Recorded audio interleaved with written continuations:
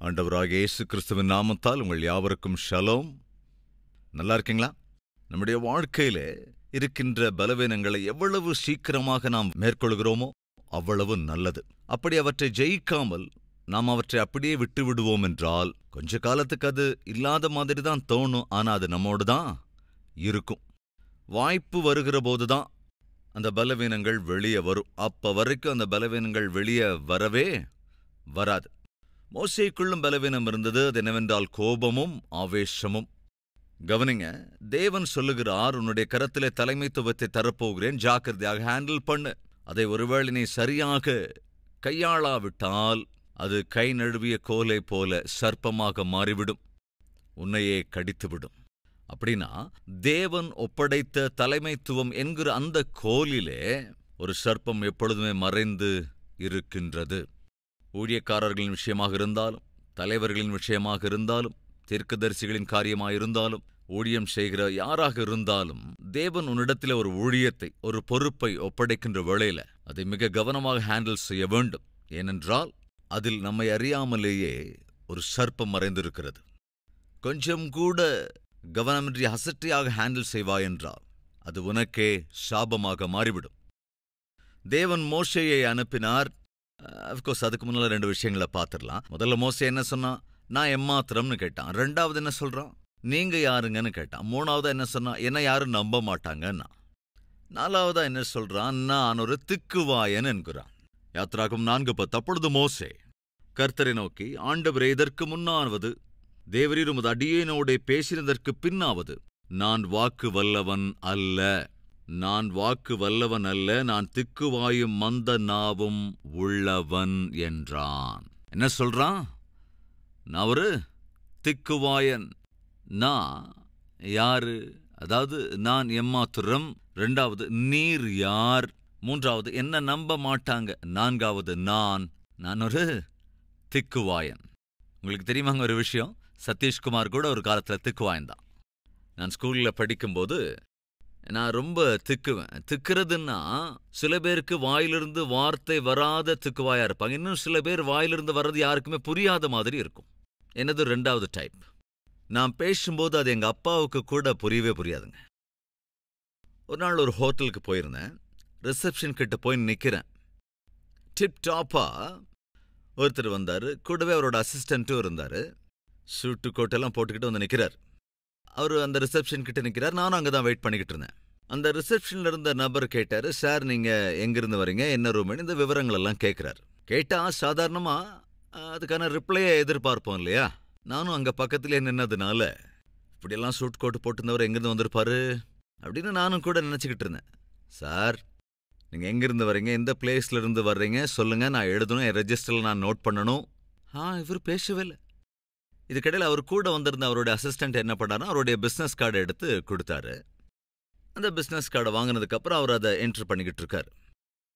அப்போ நான் என்ன யோசிச்சேன்னா, இந்த சூட்டு கோட்டை போட்டவர் ஏன் பேச மாட்டேங்கிறாரு? பேச வராதா என்ன? அவர் கேட்டது புரியல. அப்படி நான் என்னமோ யோசிச்சுக்கிட்டு நிற்கிறேன். அப்படி நினச்சிக்கிட்டே பக்கத்தில் காமாக நிற்கிறேன். சடனாக எனக்கு ஒரு சத்தம் கேட்டுதுங்க. என்ன சத்தம் தெரியுமா? குண்டூர் அப்படின்னாருங்க. நீங்கள் எப்படி இப்போ திட்டுக்கிட்டீங்களோ அதே மாதிரி தான் நானும் அப்படி திடுக்கிட்டேன். குண்டூர் அப்படின்னாரு. அப்படியே அவரை பார்த்தேன். என்னாச்சு இந்த மனுஷனுக்கு? கொஞ்ச நேரத்துக்குலாம் இப்போ கேட்டாரு, எந்த ஊர்ல இருந்து வர்றீங்க அப்படின்னு. இவரோ இப்பதான் சொல்றாரு. அப்பதாங்க எனக்கு புரிஞ்சது. பாவம் அந்த சாருக்கு, அதாவது அப்ப ஆரம்பிச்சாரு. என்னது? ஹூ கூ கூ. அந்த கூ உள்ளதா இருக்க வெளியே வரல. எப்ப வந்ததுன்னா பிசினஸ் கார்டெல்லாம் கொடுத்து அவர் அதெல்லாம் என்ட்ரி பண்ணதுக்கு அப்புறம் வெளியே வருது. அப்ப என் உள்ளத்துல, ஆண்டவரே, எவ்வளவு பெரியவர் ஐயா, இந்த பாக்கியம் ஒருவேளை எனக்கு இன்னும் இருந்திருந்தா நான் ஊழியக்காரன் ஆயிருப்பேனா? சுவிசேஷத்தை அறிவிச்சிருந்திருக்க முடியுமா? இப்படியெல்லாம் என்னால பிரசங்கிக்க முடிஞ்சிருக்குமா? சகோதர சகோதரிகளே, ஒரு காலத்துல சதீஷ்குமார் பேசுறது யாருக்கும் புரியாது. நான் இன்னைக்கு சதீஷ்குமார் பேசினா ஒருத்தர் கூட எனக்கு நீங்க பேசுறது புரியல அப்படின்னு சொல்றவங்கள என் வாழ்க்கையில் இதுவரைக்கும் நான் பார்க்கலங்க. அது சதீஷ்குமாரோட எதே திறமையாங்க? கிடையவே கிடையாது. அது தேவனுடைய மகா கிருபை. உன்னுடைய பலவீனம் என்னவென்பது உன்னை விட தேவனுக்கு அதிகமா தெரியும். அந்த பலவீனத்தை நீ ஒத்துக்கிட்டு தேவனிடத்தில் அர்ப்பணிப்பாய் என்றால் தேவன் அற்புதமாய் அந்த பலவீனங்களை பலமாய் மாற்றி விடுவார். அன்பு சகோதர சகோதரிகளே, இங்கே சொல்றான் மோசே, நான் ஒரு திக்குவாயன், அதனால எனக்கு பேசவே வராது. ஞாபகம் இருக்கா? நான் ஏற்கனவே சொல்லியிருக்கேன். ஒரு இடத்துக்கு இப்படி பேச முடியாதவர் ஊழியம் செய்யணும் அப்படின்னு பக்கத்துல பைபிள் ஹவுஸ் அப்படின்னு ஒன்று இருந்தது. அங்க போறாரு. போய், ஐயா நான் ஊழியம் படணும்னு ஆசைப்படுறேன், என்ன ஊழியம் உன்னால நீங்க என்ன சொன்னாலும் அதை என்னால செய்ய முடியும். பைபிள் ஹவுஸ் இது சாதாரணமா பைபிள் வாங்கறதுக்காக இங்க வருவாங்க, அல்லது யாராவது ஊழியம் படணும்னு ஆசைப்பட்டா அவங்களுக்கு ஒரு 10 பைபிள் கொடுத்து அதை வெளியே எடுத்துட்டு போய் அந்த பைபிள் எல்லாம் வித்துக்கோங்க, கம்மி விலைக்கு வைங்கன்னு சொல்லி அனுப்பி வைப்போம். உன்னால என்ன செய்ய முடியுனாங்க. இவரோ திக்கு வாயர், வாயிலிருந்து வார்த்தை சரியா வராது. அவர்கிட்ட நீங்க என்ன செய்வீங்கன்னு கேட்டா, நானும் கூட விற்பேங்க அப்படின்னு சொன்னாரு. உன்னால எப்படி விற்க முடியும், நீ தான் திக்கு வாயனாச்சேன்னு சொன்னப்ப, இல்ல சார் கொடுங்க 10 பைபிள் கொடுங்க, நான் வித்துட்டு வர்றேன்னு சொல்லி 10 பைபிள் வாங்கிட்டு போனார். ரோடு முழுசும் சுத்தி எவ்வளவு நேர்த்தியா பேசினாலும் பைபிளை விற்க முடியாம 10 பைபிள்ல 5 திருப்பி கொண்டு வந்துருவாங்க, நல்லா பேச முடிஞ்சவங்க கூட. ஆனா லஞ்ச் டைமுக்குள்ளேயே இந்த திக்குவாயோடையவர் 10 பைபிளையும் வித்துட்டு வந்துட்டாருங்க. வந்து பணத்தையும் கொடுத்தா. என்னது வித்துட்டியா? எல்லா பைபிளும் வித்துட்டேன் சார், மறுபடியும் இன்னொரு 10 பைபிள் கொடுங்க அப்படின்னு வாங்கிட்டு போய் சாயங்காலத்துக்குள்ள அந்த 10 பைபிளையும் மொத்தம் 20 பைபிள் அன்னைக்கு வித்துட்டாரு. அடுத்த நாள் ஒரு 50 பைபிளை வித்துட்டாரு. அந்த ஓனருக்கு ஒன்றும் புரியல, பைபிள் ஹவுஸ் நடத்துறதுக்கு ஒன்றும் புரியல. நல்லா பேசுறவங்களே ஒரு நாளைக்கு 10 விற்கிறதுல ஒரு 50 வித்துட்டு திரும்பி வந்துடுறாரு அப்படின்னு ஆச்சரியப்பட்டு, எப்படி விற்கிறாருன்னு தெரிஞ்சுக்க. எப்படிப்பா நீ விற்கிற, எப்படி உனக்கு சாத்தியமாச்சு, நீ ஒரு திக்குவா, உனக்கு ஒழுங்கா பேசக்கூட வராது, அப்படி இருக்கும்போது நீ எப்படி விற்கிற அப்படின்னு கேட்டாரு. அதுக்கு அவர் சொன்ன பதில் என்னன்னா, சார் வீடு வீடா போறேன் சார், கதவை தட்டுறேன் சார், அவங்க வந்து கதவை திறப்பாங்க சார், அப்போ பைபிள் எடுத்து அவங்களுக்கு அதை காண்பிப்பேன் சார். உங்களுக்கு சந்தோஷம் வேணுமா, இதுல இருக்கு, வாங்கிக்கோங்க. நீங்களே படிக்கிறீங்களா, இல்ல என்ன படிக்க சொல்றீங்களா? கையெடுத்து கும்பிட்டு, நாங்களே படிச்சுக்கிறேன், நீ படிக்க வேண்டிய அவசியம் இல்ல அப்படின்னு சொல்லிட்டு காசு கொடுத்து பைபிளை வாங்கிட்டு உடனே வீட்டுக்குள்ள போயிடுறாங்க. ஆக்சுவலா அந்த நபர் என்ன செய்யறாரு, அவருடைய பலவீனத்தை தான் செய்கிற வேலைக்கு பலமாக மாற்றிக்கொண்டார். என் அன்பு சகோதர சகோதரிகளே, உன்னுடைய பலவீனங்களையும் தேவன் பலமாக மாற்றுவார். அதற்கு நீ செய்ய வேண்டியது, உன்னுடைய அவயவ குறைபாடுகளா இருந்தாலும், உன்னுடைய ஆரோக்கிய குறைவா இருந்தாலும், உன்னுடைய எதுவா இருந்தாலும், பொருளாதார பிரச்சனையா இருந்தாலும், எவைகளெல்லாம் உன் வாழ்க்கையிலே தடையாயிருக்கிறது என்று சொல்லுகிறாயோ, பலவீனம் என்கிறாயோ, அது ஆண்டவரிடத்தில் ஒப்புக் கொடுத்துரு. அவர் பலமாய் மாற்றுவார். நான் யாரு, நீர் யாரு, என்ன நம்ப மாட்டாங்க, நான் ஒரு திக்குவாயன், நான் போக மாட்டேன், வேற யாராவது அனுப்பிக்கோங்க, இப்படியெல்லாம் சாக்கு போக்கு சொன்னாங்க. தேவன் என்ன செய்ய நினைக்கிறாரு, அவனை தீர்க்கதரிசி ஆக்கணும்னு நினைக்கிறாரு, பயனுள்ள பாண்டமாய் மாற்றணும்னு நினைக்கிறாரு. பிரபஞ்சத்திலே ஒரு அற்புதமான தலைவனாக ஆக்க வேண்டும் என்றால் அதுக்கு மோசே 5 சாக்கு போக்குகளை சொல்றான். இன்னைக்கும் நம்ம மத்தியில் யாராவது இருக்கீங்களா? தேவன் உன்னை குறித்து வைத்திருக்கிற தம்முடைய உன்னதமான நோக்கங்களை நிறைவேற்ற வேண்டும் என்று உன்னை தம்முடைய கரங்களுக்குள் சேர்த்துக் கொள்ள வேண்டும் என்று நினைக்கிற போது நீ சாக்கு போக்கு சொல்றியா? பிரயோஜனமுள்ள பாத்திரமா உன்னை பயன்படுத்தணும் அப்படின்னு உன் வாழ்க்கையை மாற்ற நினைக்கும் போது, ஆண்டவரே என்னுடைய வாழ்க்கையை முழுமையா உம்முடைய கருத்தில் அர்ப்பணிக்கிறேன், உலக பிரகாரமான வாழ்க்கையை விட்டு விலகி ஆவிக்குரிய பிரகாரமாக வாழ்வதற்கு உன்னுடைய எஞ்சிய வாழ்க்கை என்னுடைய கரத்திலே வைத்து நீ பார், உன்னை எவ்வளவு அற்புதமாக ஆசீர்வதிக்கிறேன் என்று தேவன் சொல்லுகிற போது சாக்கு போக்கு சொல்றியா? அப்படின்னு உன் வாழ்க்கையில எதையும் சாதிக்க முடியாது. 5 சாக்குகளை சொல்றாங்க. தேவன் ஒரு கட்டத்துல கோபப்பட்டு விடுகிறார். மோசே, உனக்கு நான் சொல்றது புரியல, முதல்ல இருந்து கிளம்ப. அதுக்கப்புறம் அவனால என்ன செய்ய முடியும்? தேவனுக்கே கோபத்தை மூட்டிட்டா அதுக்கப்புறம் என்ன பண்ண முடியும்? பேசாம தன்னோட வாயை மூடிக்கிட்டு, ஓகே ஆண்டவரே. தேவனுக்கு கோபத்தை நாம் உண்டாக்கலாமா? கூடாதுங்க. மோசே கூட, ஆண்டவரே நீர் சொல்வதை நான் செய்கிறேன் என்று போனான். இஸ்ரவேல் ஜனங்களை பார்வோனுடைய அடிமைத்தனத்திலிருந்து, கட்டுக்களிலிருந்து விடுவித்து விட்டான். வனாந்தரத்திலே அவர்கள் வேதனைப்படுத்தினார்கள். மோசேக்கு நரகத்தையே காட்டினார்கள். எப்பொழுதும் எரிச்சலூட்டிக் கொண்டே இருந்தார்கள். அந்த சமயத்துல மோசே தேவனிடத்துல வந்து, ஐயா ஆண்டவரே தண்ணீர் கேட்கிறாங்க, இந்த வனாந்தரத்துல தண்ணிக்கு நான் எங்க ஆண்டவரே போவேன்? என்னால முடியவே இல்லை இவங்க ஆசை எல்லாத்தையும் நிறைவேற்றுறதுக்கு என்று சொன்னபோது தேவன் சொன்னார், உன் கரத்தில் இருக்கிற கோலை எடுத்துக்கொள், போய் இந்த கன்மலையை அதை கொண்டு அடி. அந்த கன்மலை அடித்த போது அந்த கன்மலை வெடித்து தண்ணீர் பீரிட்டு வந்தது. 20-30 லட்சம் பேர் குடிப்பதற்கு திருப்தியான அளவுக்கு தண்ணீர் கிடைத்தது. எவ்வளவு பெரிய அற்புதங்க அது! கொஞ்ச காலம் கடந்த பிறகு மறுபடியும் தண்ணீர் வேண்டும் என்று கேட்டார்கள். மீண்டும் தேவனிடத்திற்கு மோசே வந்தான். வந்து, ஆண்டவரே, தண்ணி இல்லாம தவிக்கிறாங்க, ஆனா தண்ணீர் இல்லை, இப்ப நான் என்ன செய்யறது என்றபோது தேவன் சொன்னார், உன் கோலை எடுத்துக்கொள், கன்மலையின் அருகே போ, கன்மலையின் இடத்திலே பேசு என்று சொன்னார். முதல்ல என்ன சொன்னார்? கன்மலையை அடி என்றார். கன்மலை என்ன செய்தது? தண்ணீர் கொடுத்தது. இரண்டாவது முறை கன்மலை அடிக்க அவர் சொல்லவே இல்லை. பிறகு என்ன சொன்னார்? அந்த கன்மலையின் இடத்திலே பேசு என்றார். ஆனால் மோசே என்ன செய்தான்? இந்த ஜனங்கள் அவ்வளவா எரிச்சல் ஊட்டியதனாலே தன் கரத்தில் இருந்த கோலை எடுத்துக்கொண்டு கன்மலையோடு பேசுவதற்கு பதிலாக அந்த கன்மலையை அடித்து விட்டான்.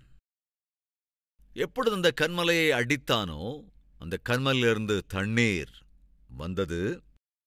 ஜாக்கிரதையா கவனிக்கணும். இப்ப ஏன் அவ்வளவா ரியாக்ட் பண்ணா? எதுக்காக கன்மலையை அடிச்சிட்டான்? எதற்காக அவங்கள பார்த்து, துரோகிகளே, உங்களுக்கு கன்மலையிலிருந்து நான் தண்ணீர் கொண்டு வரணுமா என்று பயங்கரமா சத்தம் போட்டான். காரணம் என்னங்க? காரணம் என்ன? 40 ஆண்டுகளாக தனக்குள் காமாக படுத்துக் கொண்டிருந்த கோபம் இப்ப என்ன செஞ்சது? மறுபடியும் வெளியே வந்துருச்சு. எந்த கோபத்தின் குணம் 40 வருடங்களுக்கு முன்பு அல்லது 80 வருடங்களுக்கு முன்பு மோசேயை திடீரென்று எல்லோரையும் விட்டு விலக்கி அட்ரஸ் இல்லாதவனைப் போல ஆக்கிவிட்டதோ, அதே கோபமும் ஆவேசமும் மறுபடியும் வெளியே வந்துருச்சு. கன்மலையோடு பேசச் சொன்னால் இவன் கோபத்தால் கன்மலையை அடித்து விடுகிறான். எப்பொழுது கோபப்பட்டு கன்மலையை அடித்தானோ, எதை கொண்டு அடித்தான்? அந்த கோலை கொண்டுதான் அதை அடித்தான். இந்த கோலை குறித்து தேவன் ஏற்கனவே என்ன அறிவித்திருந்தார்? அந்த கோலை கீழே போடச் சொன்னார். சர்ப்பமாயிற்று. பிடிக்க சொன்னார். மீண்டும் கோலாயிற்று. ஜாக்கிரதை, தலைமைத்துவம் என்ற பொறுப்பை உனக்கு அளிக்கிறேன். ஜாக்கிரதை, இந்த தலைமைத்துவத்தின் கோலை கையாள வேண்டும். நீ சரியாக கையாளாமல் அலட்சியமாக கையாளுவாய் என்றால் அதிலே ஒரு சர்ப்பம் இருக்கிறது, அது உன்னை கடிக்கும். என்ன நடந்தது யோசிச்சு பாருங்க. அந்த கோல் என்ற தலைமைத்துவத்தை தேவன் மோசேக்கு தந்தபோது அந்த தலைமைத்துவத்தை தவறாக உபயோகப்படுத்தி விட்டான். ஆவேசத்தோடு கூட, கோபத்தோடு கூட தேவன் தனக்கு கொடுத்த அந்த கோலை எடுத்து கன்மலையை அவன் கோபமாய் அடித்து விட்டான். அந்த அதிகாரத்தை அனாவசியமாக உபயோகப்படுத்தி விட்டான். எனவே அந்த கோலுக்குள் இருந்த சர்ப்பம் மோசேயை கடித்தது. எந்த ரூபத்திலே கடித்ததென்றால், மோசே, தன்னை அவமானப்படுத்தி விட்டாய், நிந்தைக்குட்படுத்தி விட்டாய், என்னை மகிமைப்படுத்துவதற்கு பதிலாக என் வார்த்தையை புறக்கணித்து விட்டாய். மோசே, நீ வாக்குத்தத்த பூமிக்குள் இந்த ஜனங்களை வழிநடத்திச் செல்வதற்கு தகுதியை இழந்து போனாய். மட்டுமல்ல, வாக்குத்தத்த பூமிக்குள் நீ நுழைய மாட்டாய். தேவனே, கர்த்தாவே, ஆண்டவரே, நீர் என்ன சொல்லுகிறீர்? 40 ஆண்டுகள் இவர்கள் செய்த எல்லாவற்றையும் சகித்துக் கொண்டேன். 40 ஆண்டுகள் மிகுந்த பிரயாசத்தோடு வழிநடத்தினேன். தோள் மீது சுமந்து வருவதைப் போல இவர்களை கொண்டு வந்தேன். என்னுடைய எண்ணமெல்லாம் வாக்குத்தத்த பூமி மேல்தான். அங்கே சேர வேண்டும் என்கிற ஏக்கம் எனக்குள் இருக்கிறது. மாட்டேன் என்கிறீரே. எஸ், போகிற வாய்ப்பை, உரிமையை நீ இழந்து போனாய். சகோதர சகோதரிகளே, 2 விஷயங்களை நான் சொன்னேன். ஒன்று, கோபமும் ஆவேசமும் இங்கோ ஒரு இடத்துல மோசேயின் வாழ்க்கையில மறைஞ்சிருந்தது. அது திடீரென்று எதிர்பாராத சமயத்துல வெளியே வந்து விட்டது. கோபத்தால், ஆவேசத்தால் கன்மலையை அடித்து விட்டான். தனக்கு கொடுக்கப்பட்ட கோலை தவறாக பயன்படுத்தி விட்டான். அந்த கோலுக்குள்ள இருந்த சர்ப்பம் என்ன செய்தது? மோசேயை கடித்து விட்டது. அந்த கடி எந்த ரூபத்திலே வந்தது? தான் வாக்குத்தத்த பூமிக்குள் நுழைய முடியாத ஒரு வேதனைக்குரிய நிலைக்குள் மோசேயை கொண்டு வந்து விட்டது. சகோதர சகோதரிகளே, மோசே அற்புதமான தலைவன். ஆனால் அவன் வாழ்க்கையிலே இருந்த ஒரு பலவீனம் இலக்கை சென்றடைய விடாமல் தடுத்தது. கன்மலையோடு பேசச் சொன்னார் தேவன். காரணம், தயவு செஞ்சு கவனிக்கணும். வேதாகமம் சொல்லுகிறது, வனாந்திரத்துல அவர்களின் தாகத்தை தீர்த்த கன்மலை ஆண்டவராகிய இயேசு கிறிஸ்து என்பதை புதிய ஏற்பாட்டிலே நாம் பார்க்கலாம். அப்படின்னா முதலாவது மோசே அந்த கன்மலையை அடித்தால்தான் பிளக்கப்பட்ட அந்த கன்மலையிலிருந்து தாகம் தீர்ப்பதற்கான தண்ணீர் வந்தது. இயேசு கிறிஸ்து உனக்காகவும் எனக்காகவும் சிலுவையிலே அடிக்கப்பட்டார், அடித்து பிளக்கப்பட்டார். அவர் மூலமாகத்தான் நம்முடைய ஆவிக்குரிய பிரகாரமான தாகம் தீர்க்கப்படுகிறது. மறுபடி நமக்கு தாகம் வருகிற போது நாம் என்ன செய்ய வேண்டும்? ஏசப்பாவை காயப்படுத்தக்கூடாது, ஏசப்பாவை அடிக்கக்கூடாது. ஏசப்பாவினிடத்திலே சென்று விண்ணப்பம் பண்ணணும், நாம் பேசணும். தேவன் மோசேனிடத்திலே சொன்னார், நீ அதாவது முதல் தடவை கன்மலை அடி என்று சொன்னார். அடித்தபோது தண்ணீர் வந்தது. ஆனால் இப்பொழுதோ நீ பேசு. என்னால் அடிக்கடி அந்த கன்மலையை அடிப்பது கூடாது. ஒரு முறைதான் அந்த கன்மலை பிளக்கப்பட வேண்டும். ஒரு முறைதான் ஆண்டவராகிய இயேசு கிறிஸ்து வசமாக்கப்பட வேண்டும். ஒரு முறைதான் அவர் கிழிக்கப்பட வேண்டும். ஆனால் நம்முடைய கோபங்களும் நம்முடைய ஆவேசங்களும் நம்முடைய பாவங்களும் நம்முடைய தவறுகளும் என்ன செய்கிறதென்றால், ஏசப்பாவை மறுபடி காயத்தை உண்டாக்குகிற காயப்படுத்துகிற முயற்சியை செய்தால் அதற்கான விளைவை சந்தித்தே ஆக வேண்டும். எபிரேயருக்கு எழுதின நிருபம் 6வது அதிகாரம் 4வது வசனம். ஒரு தரம் பிரகாசிப்பிக்கப்பட்டும் பரம ஈவை ருசி பார்த்தும் பரிசுத்த ஆவியை பெற்றும் தேவனுடைய நல்வார்த்தையையும் இனிவரும் உலகத்தின் பலன்களையும் ருசி பார்த்தும், நல்லா கவனிங்க, மறுதலித்து போனவர்கள் தேவனுடைய குமாரனை தாங்களே மறுபடியும் சிலுவையில் அறைந்து அவமானப்படுத்துகிறபடியால், கவனிங்க என்ன சொல்றாருங்க தேவன்? ஒருமுறை ரட்சிக்கப்பட்ட பிறகு, பிரகாசிப்பிக்கப்பட்ட பிறகு, ஒளிக்குரியவர்களாக வாழ ஆரம்பித்த பிறகு, பரிசுத்த ஆவியானவரோடு பங்கெடுத்த பிறகு, மறுபடியும் பாவங்களை செய்கிறவர்கள், மறுபடியும் தப்பு தவறை செய்கிறவர்கள், மறுபடியும் பின்னிட்டு போகிறவர்கள் என்ன செய்கிறார்கள் என்றால், என் குமாரனாகிய இயேசு கிறிஸ்துவை மறுபடியும் சிலுவையில் அறைகிறார்கள், மறுபடியும் காயப்படுத்துகிறார்கள். என் அன்பு சகோதர சகோதரிகளே, இதை தேவன் சகித்துக் கொள்ள மாட்டார். அதை தேவனால் தாங்கிக் கொள்ள முடியாது. அவர்களுடைய தாகம் என? அவர்களுக்கு தண்ணீர் வேண்டும். தாகத்தை தீர்ப்பதற்கு தண்ணீர் அவசியம். தேவன் அனுமதித்தார். அந்த கன்மலையை அடித்து பிள, கன்மலையை அடியுங்கள். அடிக்கப்பட்டு பிளக்கிற கன்மலை உங்களுக்கு தண்ணீரை தரும். இயேசு கிறிஸ்து உலகத்திற்கு அனுப்பி வைக்க காரணம் என்ன? அவர் அடிக்கப்படுவதற்கு. என்னுடைய ஸ்தானத்திலே அவரே பாவ பரிகார பலியாக தம்மைத்தாமே அர்ப்பணிப்பதற்காக இயேசு இந்த உலகத்திற்கு வந்தார். ஒருமுறை அவர் கொல்லப்பட்டு விட்டார், ஒருமுறை சிலுவையில் அறையப்பட்டு விட்டார். போதும், என் குமாரனை மறுபடியும் சிலுவையில் அறைகிறேன் என்கிறீர்களே ஏன்? திரும்ப காயப்படுத்துவேன் என்கிறீர்களே ஏன் என்று தேவன் தாங்க முடியாதவராய். எனவே தான் மோசேயினிடத்திலே சொல்லுகிறார், என்னால் தாங்க முடியவில்லை. நீ அந்த கன்மலை மறுபடியும் என் பேச்சை மீறி அடிக்க முயற்சி செய்து விட்டாய், நான் ஒத்துக்கொள்ள முடியாது. எனவேதான் மோசே, வாக்குத்தத்த பூமிக்குள் நீ நுழைய முடியாது. என் அன்பு சகோதர சகோதரிகளே, ஒருமுறை நாம் பிரகாசிக்கப்பட்ட பிறகு, ரட்சிக்கப்பட்டதற்கு பிறகு, நம் பாவத்துக்கான மன்னிப்பை பெற்றுக்கொண்ட பிறகு, தான் கக்கினதை திரும்ப தேடி போகிற நாயைப் போல நாம் பின்னிட்டு திரும்பி பார்ப்பது நல்லது அல்ல. விட்டு விலகிய பாவங்களை மறுபடி செய்வது, கலப்பையின் மீது கை வைத்துவிட்டு பின்னிட்டு பார்ப்பது, பாவம் நிறைந்த வாழ்க்கையை திரும்ப ஆரம்பிப்பது, பாவ பழக்க வழக்கங்களை மறுபடியும் ஆரம்பிப்பது, மறுபடி பாவத்தின் பாவ கட்டுகளுக்குள்ளாக திரும்ப சென்று ஸ்டார்ட் பண்ணுவது நல்லதல்ல. ஏனென்றால் ஒரு காலத்தில் இவைகளுக்கெல்லாம் நாம் அடிமையாயிருந்தோம். அதனால்தானே இயேசு கிறிஸ்து சிலுவையிலே மரிக்க வேண்டி வந்தது. அவர் மரித்ததினால்தானே நாம் பிரகாசிப்பிக்கப்பட்டோம். நாம் பிரகாசிப்பிக்கப்பட்ட பிறகு மறுபடியும் பின்னால போன எப்படி? மறுபடியும் பாவத்தில் விழுந்தால் எப்படி? நல்லதல்ல. மோசேயினிடத்தில் பலமும் இருந்தது, மோசேயினிடத்தில் பலவீனங்களும் இருந்தது. அவனுடைய பலமோ இஸ்ரவேல் ஜனங்களை அவர்கள் அடிமைத்தனத்திலிருந்து வெளியே மீட்டுக்கொண்டு வந்தது. பலவீனங்களோ தானே வாக்குத்தத்த பூமிக்குள் நுழையாதபடி தடையாக வந்துவிட்டது. சகோதரர்களே, சகோதரிகளே, நம்முடைய பலவீனங்கள் நாம் வாக்குத்தத்த பூமிக்குள் செல்லாதபடி நிறுத்திவிடுமோ என்னவோ? நம்முடைய பலவீனங்கள் பரலோகத்தை சென்றடையாதபடி தடையாக மாறிவிடுமோ என்னவோ? எனவே தயவு செஞ்சு நாம கேட்டுக்கொண்டு நம்மை பரிசோதித்து ஜெபிக்கலாம். எல்லோரும் ஜெபத்தில் ஒருமனப்படும்படி கேட்டுக்கொள்கிறேன்.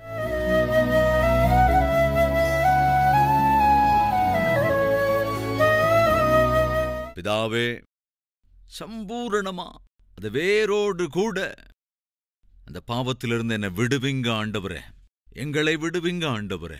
அடிக்கடி அப்படி நடப்பது கூடவே கூடாது. அது சரீரப்பிரகாரமான இச்சையாக இருந்தாலும், அல்லது கெட்ட எண்ணங்கள் சிந்தைகளாக இருந்தாலும், கெட்ட பார்வையாக இருந்தாலும், காம விகார இச்சைகளாக இருந்தாலும், பண ஆசையாக இருந்தாலும், கள்ளத் தொடர்புகளாக இருந்தாலும், அற்பகால பாவ சந்தோஷம் எதுவாக இருந்தாலும், எந்த பலவீனங்கள் ஆண்டவரே எங்களுக்குள்ளே அடிக்கடி வெளித்தோன்றி எங்கள் உள்ளத்தை கெடுக்கிறதோ, எங்கள் சரீரத்தை கெடுத்துக் கொண்டிருக்கிறதோ, இடரும்படி செய்கிறதோ, அதை முழுவதுமா என்னிலிருந்தும் எங்களிலிருந்தும் அப்புறப்படுத்துங்கப்பா. மறுபடி அது எங்களுக்குள் வராதபடி எங்களை காப்பாற்றுங்க அப்பா. மோசேயின் மூலமாக எத்தனையோ அற்புதமான விலையேறப்பெற்ற பாடங்களை கற்றுத் தருகிறீர். விதைக்கப்பட்ட இந்த வார்த்தைகள் பலுகி பெருகணும். அநேகருடைய வாழ்க்கைகள் இந்த வார்த்தைகள் மூலமாக சரியாக வேண்டும். எந்த வார்த்தைகளை கேட்டிருக்கிறோமோ அந்த வார்த்தை உண்மையில் ஆசீர்வாதகரமாயிருக்கும் என்றால், அந்த தேவ வார்த்தையை கல்வாரிசரம் மூலமாக சில லட்சக்கணக்கானோருக்கு அப்பா அறிவிக்க முடியும். அப்படி அறிவிக்கிற கிருபையை அருளிச் செய்யுங்க ராஜா. அதற்காக எங்களை முழுமையாய் உம்முடைய கரத்தில் அர்ப்பணிக்கிறோம். எங்கள் பிள்ளைகளை காத்து காப்பாற்றுங்கப்பா. எங்களுடைய எல்லாவற்றுக்கும் உம்முடைய பாதுகாவலை அருளிச் செய்ய வேண்டும் என்று இயேசுவின் நாமத்தில் வேண்டிக் கொள்கிறோம் பிதாவே. ஆமென்.